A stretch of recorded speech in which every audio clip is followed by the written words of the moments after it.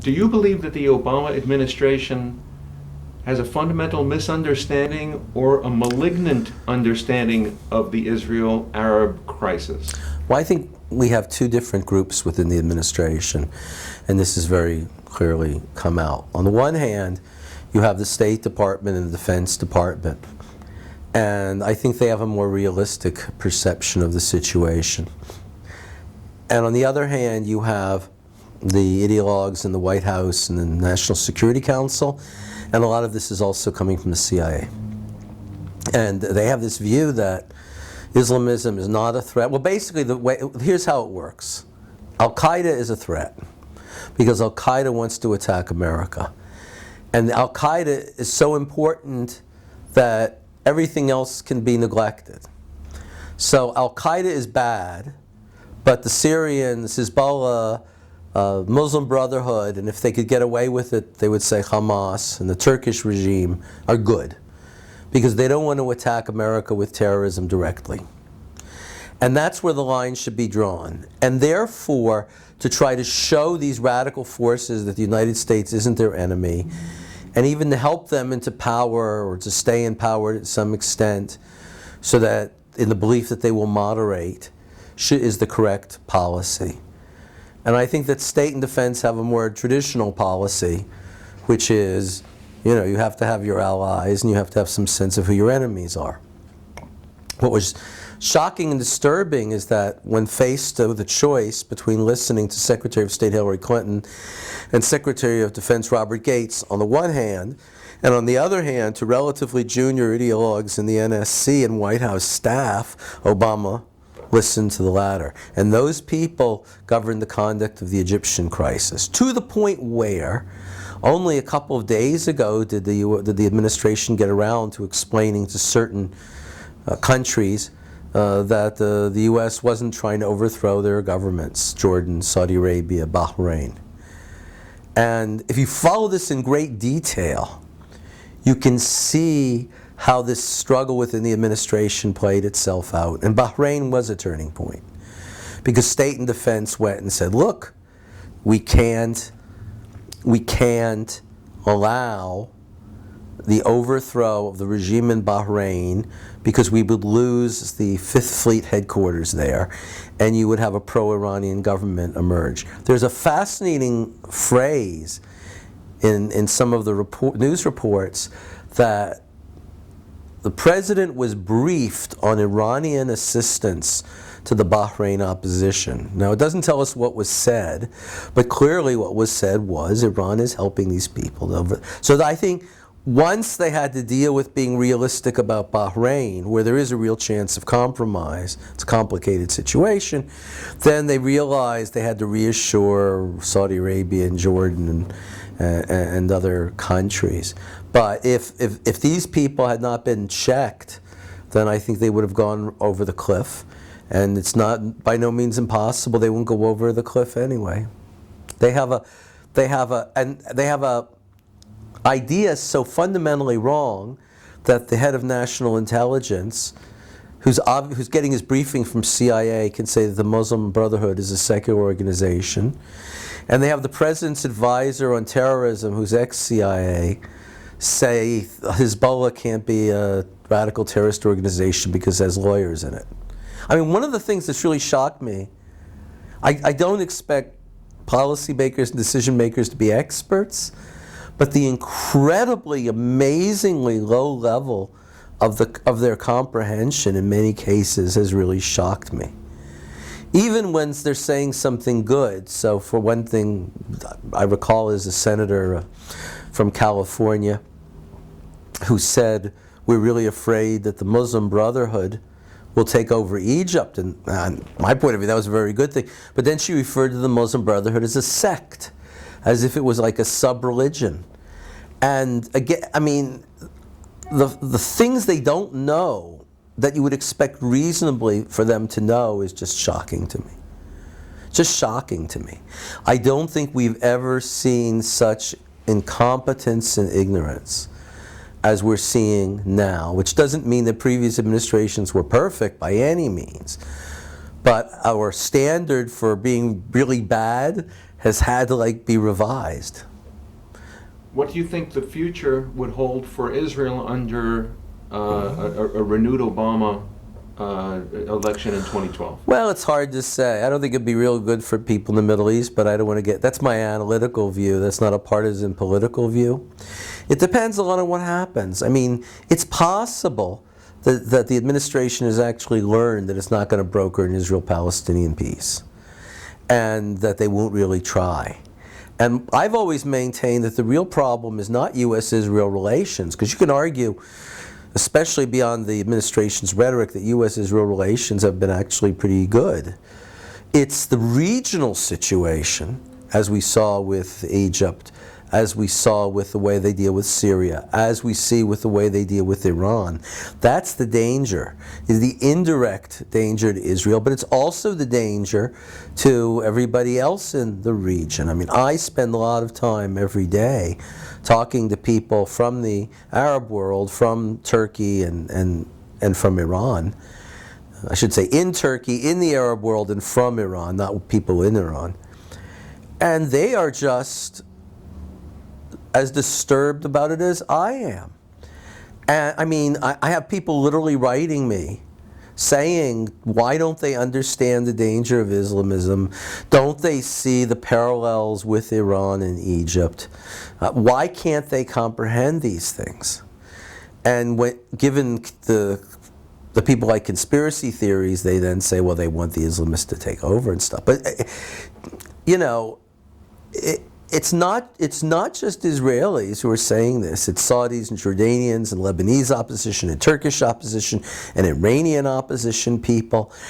If you read, for example, the most important liberal Arab site, that Middle East Transparent, that this is what people are writing there. There are even people who are starting to write this in Egyptian newspapers about how worried they are. So this is not just an Israeli issue. And by the way, it's not even just a Middle Eastern issue. You also hear things like this from people from Asia and South America and Central Europe, too. That they're really worried that the U.S. is not supporting its allies, that it doesn't understand the situation. The Latin Americans are worried mainly about, what I want to say, Venezuela and Bolivia, Cuba to a lesser extent. The people in Asia are worried about China. The people in Central Europe are worried about Russia.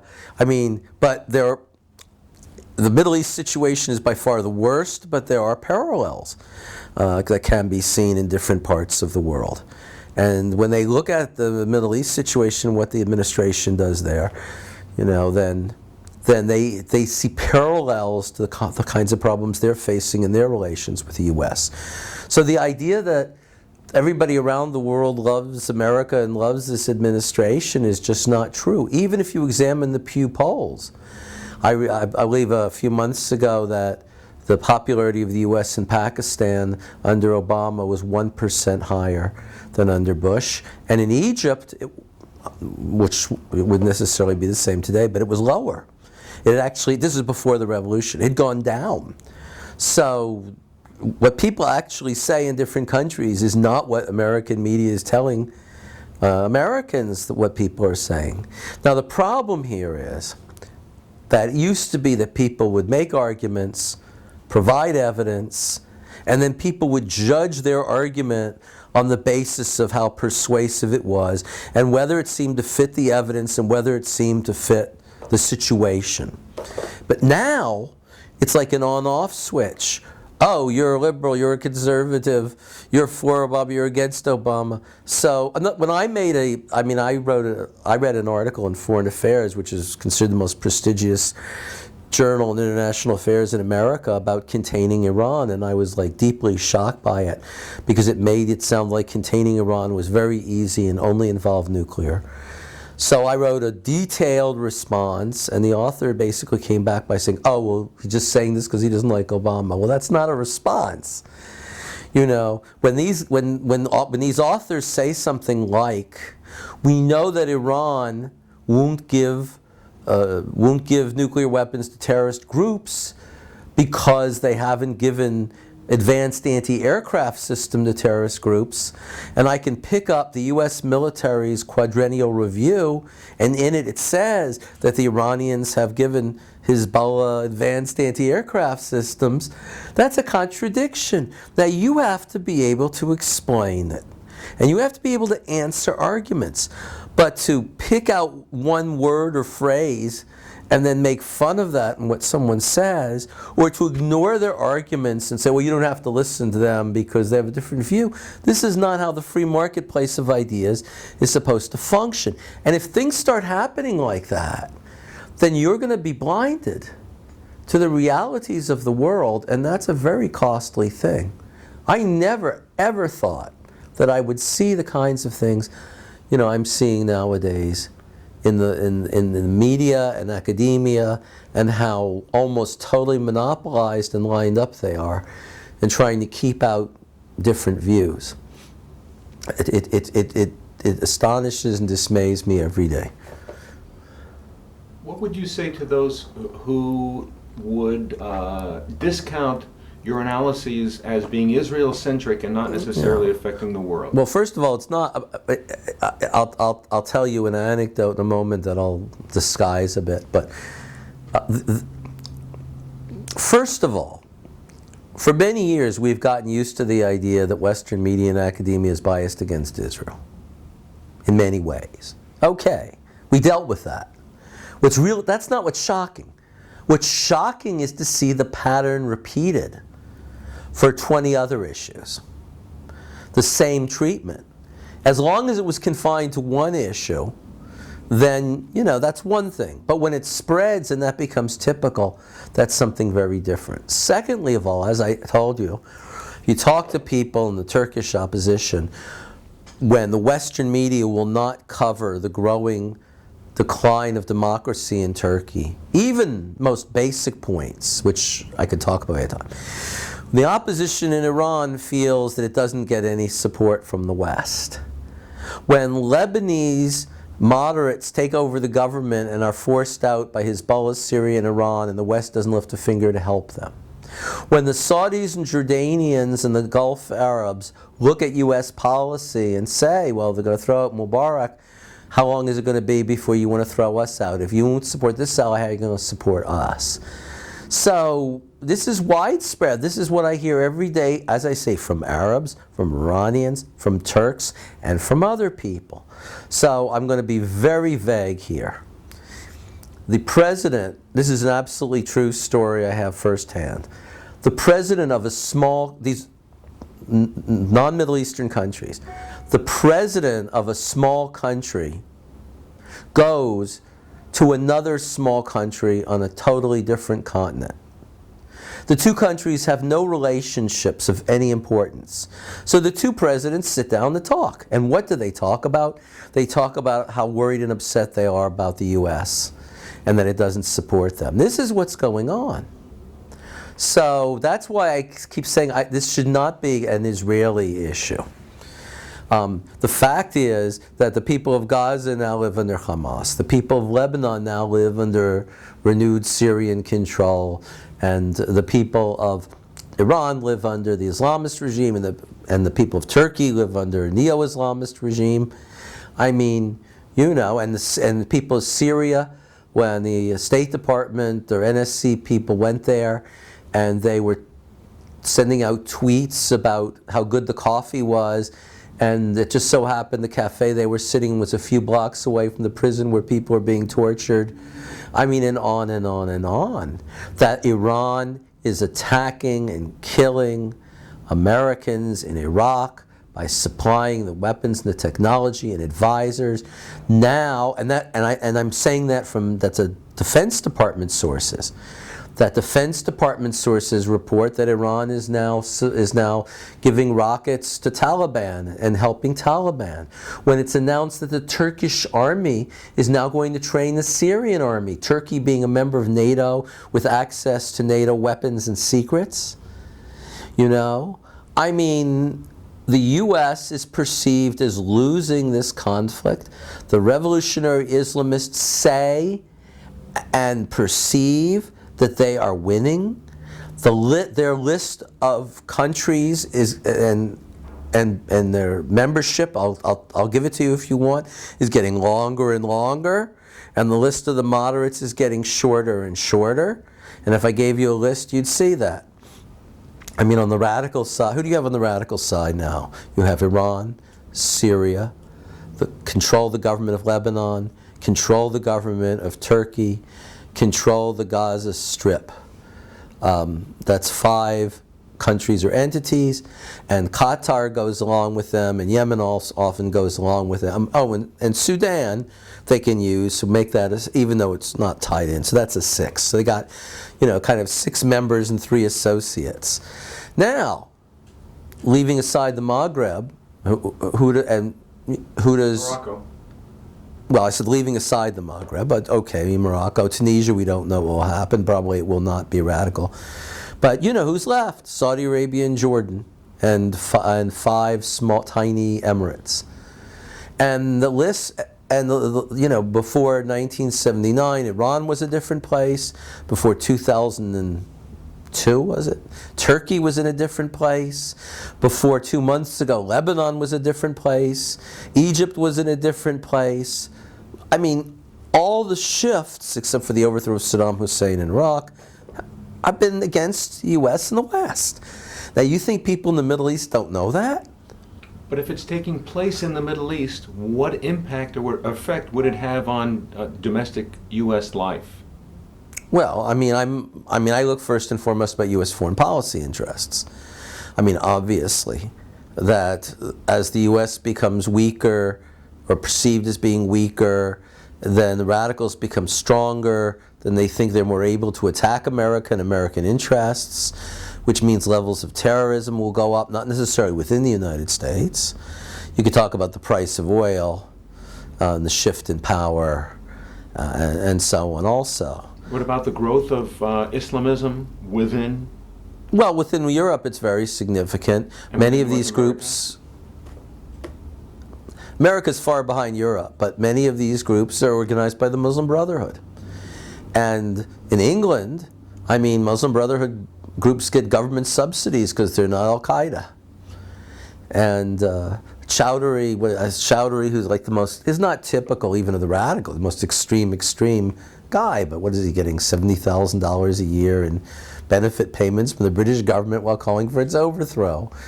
So this is like suicidal kinds of policy.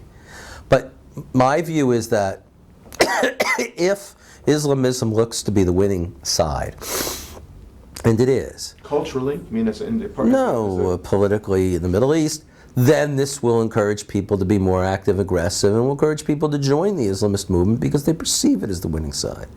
Even domestically? Well, yeah, but again, the numbers involved are far smaller. That's if you compare the situation in the U.S. to the situation in the U.K. or France, or Germany, there's certainly a big gap.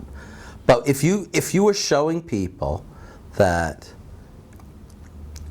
Islamism, radical Islamism, is the wave of the future, that their claims that they're going to conquer the Middle East and even conquer the world are credible to people, then they're going to join those groups, and more people are going to turn to terrorism because they think it's working.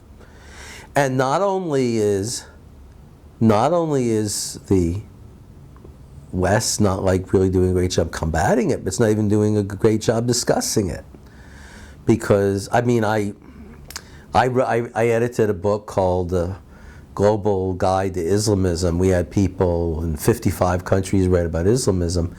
And one guy, one of the European countries, refused. He said, they'll kill you for stuff like that. So I said to him, well, we're not asking you to criticize them. We're just asking you to lay out the facts, the groups. And he said, they don't necessarily look at it that way. And we do see the freedom of speech narrowing and people being intimidated by violence, but much more intimidated by being criticized or called names. Do you feel imperiled living in Israel, surrounded by 1/5 of the population is Arab? No, not at all. I think that's the irony of the situation. When people ask me, am I worried about the collapse or destruction of Israel. I was actually more worried about Europe. I think we understand things, and we know how to take care of ourselves, and we know how to defend ourselves. We can defend ourselves. This is one of the ironies here. The Saudis and the Jordanians and the Gulf Arabs and others are much less able to defend themselves from Iran than we are. And they are dependent on the U.S. So just the nonsense that passes now for wisdom. In the article I referred to earlier, they said, well, the Gulf Arab states are not they're going to ask America for help. They're not going to, appease Iran. And my response is, why is that a zero-sum game? You depend on America for help and you keep the Iranians happy. You don't do anything that would make them unhappy. I mean, it's like sometimes you're dealing with people in kindergarten.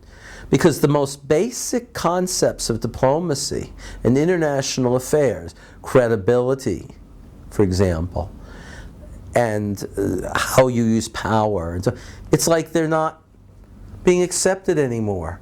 As an editor for a book series, I had a book submitted, and it went to an academic reader, and the academic reader rejected the book, which I didn't necessarily agree. I didn't necessarily disagree with it, but they rejected the book, and I'll never forget one sentence they wrote.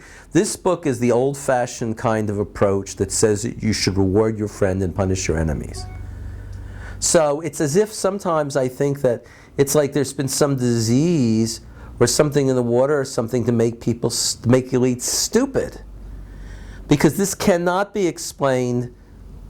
I mean, it can be explained by half a dozen factors, but it's just, I'm just aghast at the stuff I see, every day, and I could just give example after example after example in the media, in academia, in government, and it's just not like anything that's happened before, which doesn't mean there haven't been bad policies and bad ideas.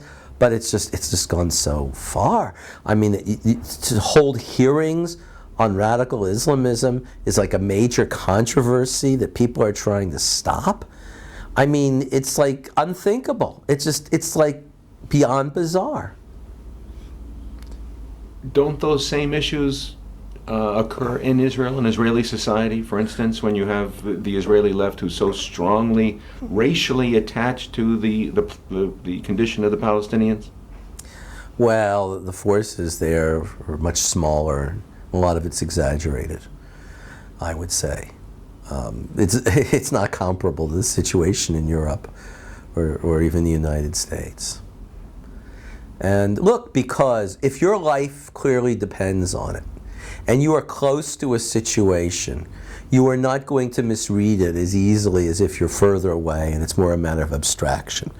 So people here can say anything they want about Egypt or something else. If people said things like that in Israel on television or radio, they would be ridiculed because the standards are higher and people know the stuff. So no, it's just not at all comparable. Do you see a liberal bias on the part of Israeli television? TV? Well, Channel 1's famous for it, but no one watches it anymore. I mean, but the Israeli politics are, Israeli political terms, I'd probably be considered a social democrat. I ran for parliament on a social democratic party's ticket. So the whole structure, it doesn't fall into American lines, even though people often misunderstand it that way. But you've got to be real. You have to have a higher degree of realism. And you see, we also went through the 1990s peace process. And we were told in the 1990s, I was a strong advocate of the Oslo process, that we were told that if Arafat and the PA got into power, they would become moderate. And we saw it didn't happen. So why should we believe now in that idea when we saw that it didn't work? For example, we saw that they didn't want peace. So why should we believe otherwise? Places further away can forget all this stuff and not... here's a specific example. The argument is made that elections, as in Egypt, will inevitably lead to a stable democracy. Well, what is our experience with that? Number one, we had free elections in Lebanon, and for various reasons, including the fact that Hezbollah and its friends didn't just run in elections, they also killed people who disagreed with them. They had elections and terrorist assassinations. They are now in power. We had the Palestinian situation in which Hamas got into power and then, unwilling to share power, staged a coup. We have the Turkish situation, which is different, but now you have an Islamist party which disguised itself has gotten into power. So, and then we have the Arafat example, which I referred to a moment ago, that he was not moderated by being in power. Those are 4 examples. Now, how can you discuss Egypt and how can you discuss these concepts when you never cite any of these 4 examples? You know, I think you could cite Iraq as a counterexample, but it doesn't really work because in Iraq people voted for their communities. The Kurds vote for Kurdish parties, the Shias vote for Shia parties, and the Sunnis vote for Sunni parties. And it just so happened that their interests and the need to balance off. But in Egypt, the Coptic Christians are 20% of, 10-15% of the population. No one's going to pay any attention to their interests or needs. So if you don't cite the examples, if you don't look at the evidence, if you forget everything that happened more than a month ago, how can you talk about these issues? I mean, you know, it's like, I mean, if we were to talk about, for example, the specific question of Syria, the policy of the United States for the last 2 years has been, and this is what the media says, and this is what academics said, pull Syria away from Iran. Well, let's see. Iran supplies Syria with a massive amount of oil at very low prices, which the Syrians then sell internationally and make money. The Iranians provide them with religious cover because Syria is governed by non-Muslims who are pretending to be Muslims, so it gives them religious legitimacy. The Iranians give them an umbrella against Israel, against the US, and so on. Are they going to give all of this up to allow Western companies to come in and have somewhat of a free hand, which is going to create a middle-class opposition to them, people who are not dependent on the government? No, it's not logical. It makes no sense. But if you are deprived of hearing all of those arguments, which I've never heard, never seen in the American media once, or, for example, the Israeli government in 2009, the cabinet, put forward a peace plan. And the peace plan said, we will accept an independent Palestinian state, and what we want in exchange is the following. Number 1, recognition of Israel as a Jewish state, because what they never tell you is in the Palestinian Constitution, the first sentence is, Palestine is an Arab country, its official religion is Islam with respect for other religions. So Palestinian state's going to be an Arab Muslim state. Number 2, so Jewish state. Number 2, that refugees be resettled in the state of Palestine. If you're a nationalist, you want to have your country, okay, you go to your country. Number 3, that there be security guarantees, not specified. Number 4, that the country doesn't have a strong army. And I think there's one other point. So this is the official Israeli peace plan. You'll never see it mentioned in any American media. They talked a little bit about the Jewish state idea, but only to ridicule it. So, you know, it's like they just, huge amounts of stuff, you know, is being left out. So how can you understand what's going on? You can't. How can policymakers understand what's going on? They can't. Was it Carnegie or somebody released a report saying now is a great time to push ahead with the peace process? I mean, this is like from another planet.